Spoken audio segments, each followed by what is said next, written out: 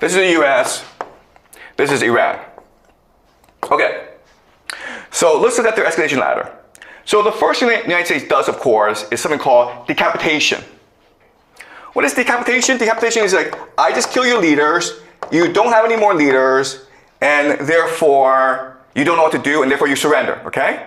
That's the first thing the US did. It didn't work. So now what the United States is doing is attacking military targets, air defense, and military bases, okay? That's the second step. And the idea is that you beat the crap out of the military so they surrender. But that didn't work either, okay? So then what you do next, of course, is economic embargo, where you basically prevent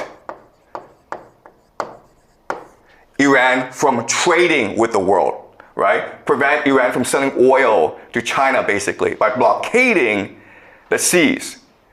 And the idea here is that if the government doesn't have any money to pay its soldiers will just not fight, okay? But that's not working either. So then what you do, of course, is you attack civilian infrastructure, okay? Which is primarily water and oil. So you may have seen the news that the Israelis attacked an oil depot in Tehran. And now if you look at a picture of Tehran, it's all black, okay? And this is a war crime, or this goes against international law because you're attacking civilians. But that's what you do when you feel as though you need to apply more pressure to win this war, okay? And so you can keep on escalating. And then what you do is that now that you've attacked the civilians and they still refuse to surrender, what you do now is you use secret weapons. Secret weapons might be advanced missiles that no one's ever seen before, okay? And the point of these secret weapons is to scare the crap out of people and say, you see how dominant we are, okay? If that doesn't work, then what you do next is use biological and chemical weapons, okay? Biochemical weapons. Doesn't work either? Then, guys, nuclear weapons. All right?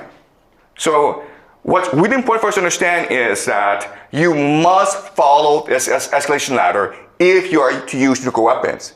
And the reality is that, first of all, we have not seen secret weapons. We have not seen biochemical weapons, and therefore nuclear weapons comes later, okay? Unless I see biochemical weapons being used, I refuse to believe that nuclear weapons is on the table, okay? All right, so I think we are here, which is the beginning of attacks on civilian infrastructure. But already we're seeing arguments in the American political system against the use of weapons against civilians, okay? The reason why is that if you do this, okay, if you destroy civilian infrastructure, you unite the people behind the government. Because the idea is that you use airstrikes to split apart the government and the people. And you want the people to overthrow the government for you, okay? That's the idea here. So we are at this stage, meaning that we have a long way to go before we hit nuclear weapons, okay? All right, so now let's look at the Iranian escalation ladder. So what's happening is that in the beginning, Iran does two major things, okay? The first is attack military targets, okay? And what they're basically targeting are US radar systems and air defenses. Because once these two things go, then Iran can attack whatever it wants, okay? It's also close to Strait of Hormuz.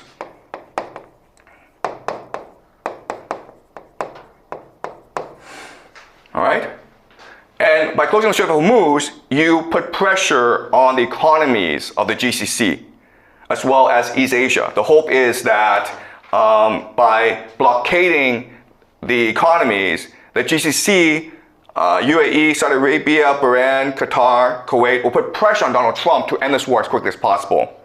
Also, East Asia receives most of its oil from the GCC, from the Strait of Hormuz, right? So China gets about 40% of its oil. Japan gets 75%.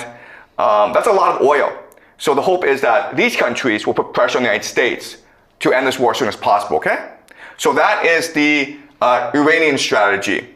But if they're forced to go up the escalation ladder, what will happen is this. If you attack their economy, they will attack your economy as well, okay? With missiles, basically targeting oil fields. If you attack their civilian infrastructure, they will attack your civilian infrastructure as well. And what is the main weakness in these GCC countries? Desalination plants, okay? Desalination plants. And that's it, okay? That's the extent of the Iranian escalation ladder. Because it doesn't have nuclear weapons. It doesn't have biochemical weapons. Okay? It doesn't have intercontinental missiles that it can target the United States with. So as you can see, the US and Israel have escalation dominance because they can go way up higher in the escalation ladder than Iran. But that's the wrong way to understand this, okay? Because if you look at their strategies, Iran has much more flexibility, much more calibration than the United States, okay? When the United States attacks you, it's pretty blunt. But look, if I close out the Strait of Hormuz, I can be strategic in how I close the Strait of Hormuz. For example, if you're a Chinese ship, I'll let you pass.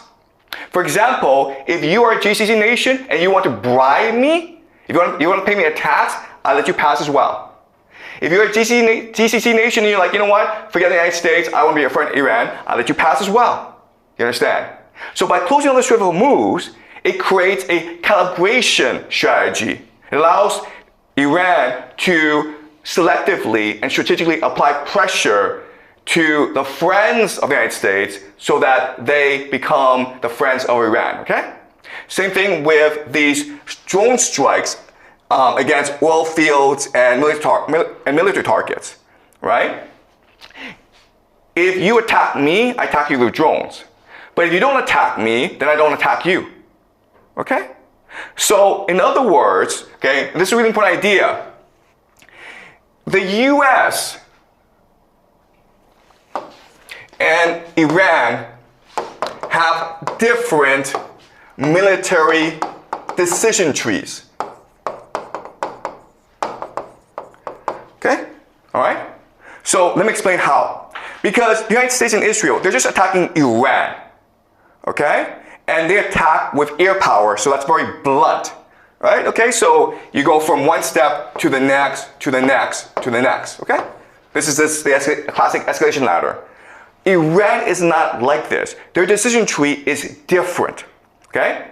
Because their strategy is to force the United States to admit defeat and retreat from the GCC, okay? To close down the military bases in the Middle East so that Iran has control over the Strait of Hormuz and therefore it can control all world trade, all right? So that's the strategy. So this strategy means that you have different options, all right? Your options are attack Israel,